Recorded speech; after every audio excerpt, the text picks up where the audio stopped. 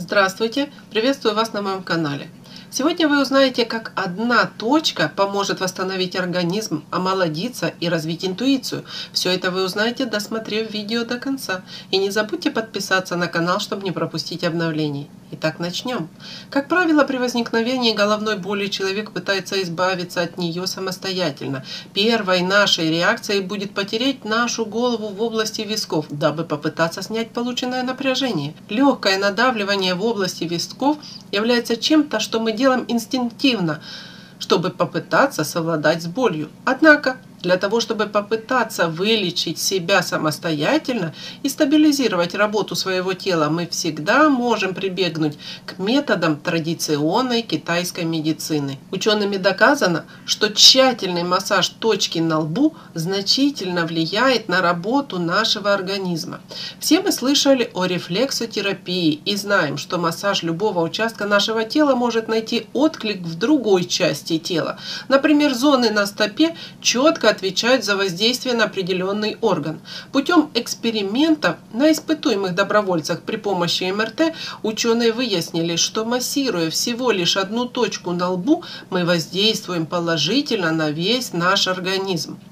Это происходит потому, что меридиан, который отвечает за все энергетические потоки в нашем организме, так называемый управляющий меридиан, проходит от центра всего лица к лбу.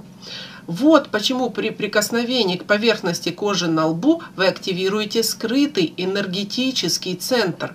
Порой даже самое мягкое нажатие на кожу лба может активировать поток ранее заблокированной энергии для восстановления равновесия всего организма. Согласно методам китайской традиционной медицины, скрытые потоки энергии необходимы для лучшей циркуляции кровеносной системы и всей их функций нашего организма. Массируя точку на лбу небольшими надавливаниями, вы активируете энергетические меридианы, которые значительно улучшают кровообращение, снизят мышечное напряжение, отлично стимулируют работу мозга. Как правило, вся энергия нашего тела начинает свой исход от головы ко всем остальным частям тела. Точка надавливания на лбу, с которой вы будете работать, по сути является нашим третьим глазом. В традиционной китайской медицине эта точка носит название ГВ-24. Располагается эта точка между бровями, чуть выше переносицы, в центре нашего лба. Надавливание и массирование этой точки на лбу позволит нам также улучшить концентрацию внимания, снимет головную боль, поможет при усталости глаз. Особенно полезно массажировать эту точку тем, кто работает за компьютером много часов в день. Согласно методам традиционной китайской медицины, регулярный массаж этой точки позволит вам развить чувство интуиции. Для того, чтобы сделать массаж самостоятельно, вам нужно надавить на определенную точку на лбу, которая расположена посередине, выше середины бровей на 3 сантиметра. Надавливать либо массировать эту точку необходимо в течение от 45 секунд до 1 минуты. Исследователи, изучающие процедуры неинвазивной красоты, обнаружили, что благодаря рефлексотерапии точки на лбу можно добиться эффекта омоложения лица, в частности, предотвратить появление морщин.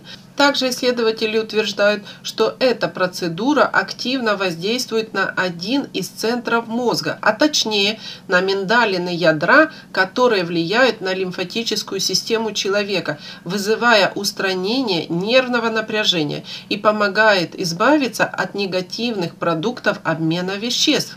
То есть ваш организм будет лучше очищаться. Кроме того, эта процедура эффективно противодействует формированию новых морщин, положительно воздействует на кровь и лимфатическую систему, предотвращает отечность, омолаживает вашу кожу, корректирует уголки глаз и рта, ускоряет процесс регенерации организма, в особенности после операции.